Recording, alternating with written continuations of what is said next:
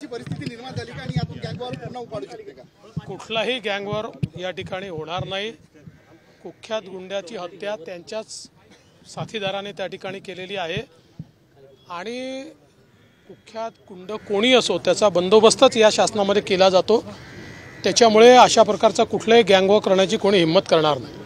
भाऊ, आज तुमच्याच पक्षाच्या एका आमदारांवर आरोप होता की त्यांनी एका कर्मचाऱ्याला राष्ट्रवादीच्या पदाधिकाऱ्याला मारहाण केलेली आहे, त्याविषयी आपण काही माहिती घेतली आहे का? नाही, मी माहिती घ्यायची मी रायगडला कार्यक्रमामध्ये होतो, मला काहीतरी उडत माहिती मिळाली, पण माझं अजून काही त्यांच्याशी बोलणं झालं नाहीये। मुंबईत परवानगी मिळाली नाही अजून, का मिळाली नाही असा प्रश्न विचारत आहेत।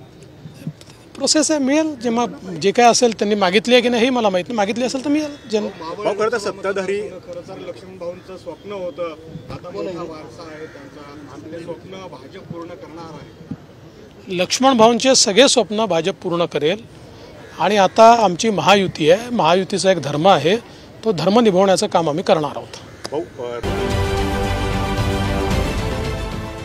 देश विदेशातील प्रत्येक घडामोडींचे लाईव्ह अपडेट मिळवण्यासाठी आता साम टीव्हीच्या सर्व सोशल मीडिया प्लॅटफॉर्मला लाईक, फॉलो आणि सबस्क्राईब करा।